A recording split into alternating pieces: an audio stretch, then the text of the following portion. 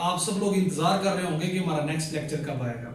उम्मीद है previous lecture आपने देखे होंगे, उसमें जो एमसीक्यूज हैं वो भी आपने सॉल्व किए होंगे, जो कि लेक्चर के एंड पे मैंने आपको दिए थे, और उसका जो आंसर की थी वो इंस्टाग्राम के ऊपर शुएब फिजिक्स 66 यानी SP66 के ऊपर शेयर कर दी थी। आज हमारा टॉपिक है 12.6, सेकंड ईयर क्लास है ये। इसके भी एमसीक्यूज मैं इंशाल्लाह एंड पे शो कर दूंगा, आप उसे सॉल्व लाजमी करें, साथ साथ आपकी सारी तैयारी होती जाएगी। टॉपिक है electric flux through a surface enclosing a charge, कि एक ऐसी सरफेस होगी जिसके दरमियान में हम चार्ज रखेंगे और चार्ज के अंदर से इलेक्ट्रिक फील्ड इंटेंसिटी बाहर आएगी। हमने क्या काउंट करना है? Electric flux. इलेक्ट्रिक फ्लक्स हम प्रीवियस पढ़ चुके हैं कि क्या होता है। इलेक्ट्रिक फ्लक्स किसी भी नॉर्मल यूनिट एरिया से निकलने वाली इलेक्ट्रिक लाइंस ऑफ फोर्स होती हैं या फील्ड होती हैं। अब हमने काउंट करना है electric flux through enclosing a charge. एक सरफेस है, उसके अंदर चार्ज मौजूद है, उसके अंदर से इलेक्ट्रिक फ्लक्स निकल रहा है, कितने एरिया से कितना निकल रहा है ये हम काउंट करेंगे, और फिर ओवरऑल उस सरफेस का काउंट करके बता देंगे जी अगर कोई भी सरफेस हो उसके ऊपर आप ये फार्मूला पुट कर दें, आपके पास क्या आ जाएगा? Total electric flux about this surface. सबसे पहले क्या है जी? Consider a close surface in the form of sphere. ये स्फीयर है। स्फीयर जो होता है फुटबॉल की तरह होता है, सर्कल और होता है, स्फीयर और होता है। जो स्फीयर है वो फुटबॉल की तरह होता है। अब देखें, ये आपके पास एक स्फीयर है, इसके अंदर एक चार्ज मौजूद है। अब चार्ज की प्रॉपर्टी है कि वो अपने अंदर से इलेक्ट्रिक फील्ड ऑफ लाइंस को बाहर निकालेगा। मैंने आपको एक छोटा सा स्मॉल एरिया दिखाया हुआ है कि जिसके अंदर से इलेक्ट्रिक फील्ड बाहर आ रही है। ये इलेक्ट्रिक फील्ड बाहर आ रही है और ये इसका एरिया डेल्टा एरिया है। इसी तरह पूरी सरफेस के ऊपर, जैसे फुटबॉल के ऊपर पैचेस बने होते हैं छोटे छोटे, आपने फुटबॉल को देखा होगा, हर पैच के अंदर से क्या है? इलेक्ट्रिक फील्ड बाहर आ रही है। ऑफ अ रेडियस आर, जिसका रेडियस क्या है? यहां से लेकर यहां तक R, due to point charge Q its centre, point charge Q इसके अंदर मौजूद है। पॉइंट चार्ज की डेफिनेशन आपको पता होनी चाहिए कि पॉइंट चार्ज वो चार्ज होता है कि जिसका साइज दूसरे चार्ज के दरमियान फासले से छोटा हो। यानी ये दोनों पॉइंट चार्ज है क्योंकि इनके दरमियान जो डिस्टेंस है वो इन दोनों के साइज से ज्यादा है। अगर ये बहुत करीब करीब पड़े होंगे तो ये पॉइंट चार्ज नहीं कहलाएंगे। Number 2, to calculate the flux divide sphere into n number of small elements. इस पूरी सरफेस को स्मॉल एलिमेंट में डिवाइड कर दें। एक फुटबॉल है जो बिल्कुल व्हाइट कलर का है, आप उसके ऊपर क्या करें? आपने फुटबॉल को देखा होगा, ब्लैक व्हाइट जो है वो छोटे छोटे पोर्शन बने होते हैं। इस तरह पूरी सरफेस को छोटे छोटे स्ट्रेट पार्ट में कट कर दें।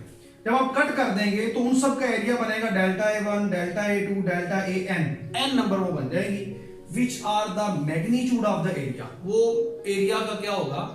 मैग्नीट्यूड। आपने कट कर दिया है तो एरिया क्या होगा? मैग्नीट्यूड। फुटबॉल के ऊपर जब आप गौर करेंगे तो वो जो आपने एरिया देखा होगा वो थोड़ा सा कर्व होता है।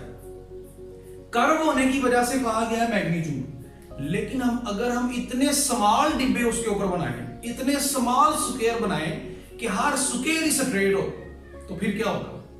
फिर ये होगा, if n is a large then each element. अगर आपके पास जो एलिमेंट है वो बहुत ज्यादा है, n नंबर है, सो फ्लैट। वो कहता है अगर n नंबर ऑफ एरिया बहुत ज्यादा है तो हर एरिया क्या हो जाएगा? फ्लैट।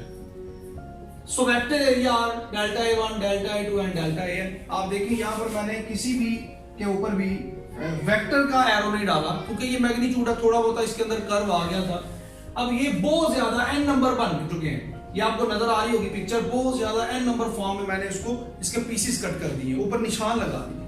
अब हर एरिया स्फीयर के ऊपर जो है छोटे छोटे स्ट्रेट पाथ बन चुके हैं। अब जो छोटे छोटे स्ट्रेट पाथ हैं उसलिए उनको क्या कह दिया गया है? Vector area A1, A2 and A3 and to so on. अब यहां बात एक सोचने की है कि everything is a part of sphere, but in depth everything is a straight line. हर चीज डेप्थ के अंदर स्ट्रेट लाइन है, कांस्टेंट है।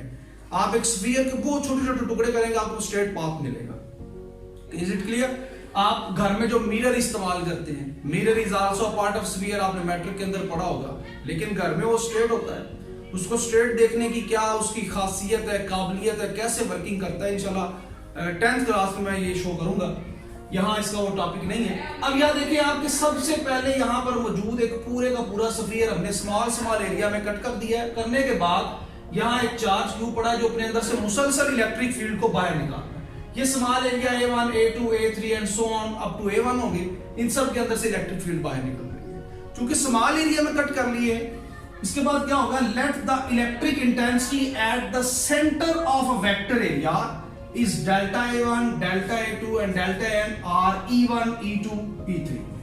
A1 के अंदर से E1 निकल रहेगी, A1 के अंदर से क्या होगा E1। अगर यहां पर आपके पास ये डेल्टा A2 है तो इसके अंदर से जो इलेक्ट्रिक फील्ड निकलेगी वो A2 निकलेगी। इस तरह अगर आपके पास यहां से एरिया AN है तो आपके पास इलेक्ट्रिक फील्ड क्या निकलेगी EN। तो जहां जो एरिया होगा उस हिसाब से उसका नेम हमने रख दिया है। हमारा मकसद है फ्लक्स काउंट करना, और फ्लक्स आपको पता है वो प्रोडक्ट होता है, dot product of electric field intensity and delta A1 area. यहां डॉट प्रोडक्ट खत्म करेंगे तो cos थीटा आप देखेंगे E और A के दरमियान एंगल 0 है, जिस साइड पे एरिया है उसी साइड पे E है, तो इन दोनों के दरमियान एंगल क्या बन रहा है 0 डिग्री। जहां पर भी आप देख लें, मैंने यहां पर भी बनाया था तो यहां पर भी एंगल क्या है 0 डिग्री है। इसके बाद आप देखें जब एंगल 0 डिग्री पुट करेंगे cos थीटा में, आपके पास आंसर क्या आएगा E1 डेल्टा A1। सिमिलरली जो अदर पैचेस हैं E2 के लिए और N के लिए, ये आपके पास फ्लक्स आ गया phi1, phi2 and phi n। thus total flux passing through close surface, ये जो क्लोज सरफेस है इस पूरे के अंदर से जो फ्लक्स बाहर की तरफ ओरिजिनेट हो रहा है, आपको पता है पॉजिटिव चार्ज जो है वो अपने अंदर से फील्ड को बाहर निकालता है। जो बाहर निकल रही है वो क्या होगी phi e, यानी टोटल phi1, phi2, phi3 इनको ऐड कर दें, इनकी वैल्यूज यहां से उठाएं और यहां पुट कर दें। अब जो हमारे पास इलेक्ट्रिक इंटेंसिटी है ये यूनिफॉर्म है।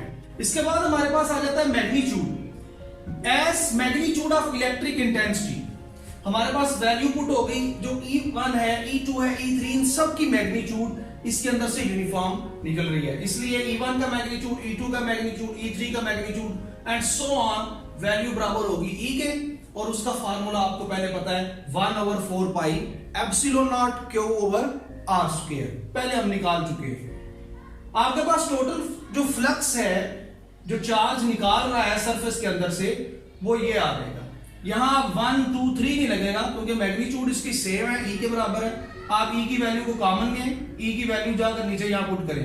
अब ये एरिया जो बचेगा वो टोटल एरिया ऑफ स्फीयर होगा, जो स्फीयर आपने सिलेक्ट किया उसका एरिया, और वो क्या है 4 पाई R स्क्वायर। आप वैल्यू को कैंसिल करें, 4 पाई से कट जाएगा R स्क्वायर से, बाकी total flux through a close surface हो आपके पास क्या आएगा Q ओवर एप्सिलॉन नॉट। यहां नोट ये है कि the flux through close surface does not depend on a shape. Flux shape पर डिपेंड नहीं करता। आपके पास कोई भी शेप है, बिलफर्ज इस तरह की कोई शेप है, उसके अंदर आप एक पॉजिटिव चार्ज रखें, वो भी अपने अंदर से हर तरफ यूनिफॉर्म फील्ड बाहर निकालेगा, ठीक है, हर तरफ uniform. It does not depend upon the shape. ये था हमारा आज का टॉपिक। इसके बाद इसके मैं एमसीक्यू शो करूंगा। हमने इसमें मेन चीज जो पढ़ी है वो ये है how to calculate the total electric flux जो बाहर निकल रहा है किसी भी क्लोज सरफेस से। वो सरफेस की शेप पर डिपेंड नहीं करेगा, लेकिन सरफेस क्लोज होनी चाहिए। आपको उम्मीद है समझ आई होगी। नेक्स्ट लेक्चर के साथ इंशाल्लाह हाजिर होंगे। एमसीक्यू सॉल्व करें, उसके अगर आप आंसर आपको नहीं मिलते तो आप इंस्टाग्राम के ऊपर जाकर हमें विजिट करें। इजाजत दीजिए। अस्सलाम वालेकुम वरहमतुल्लाहि वबरकातुहू।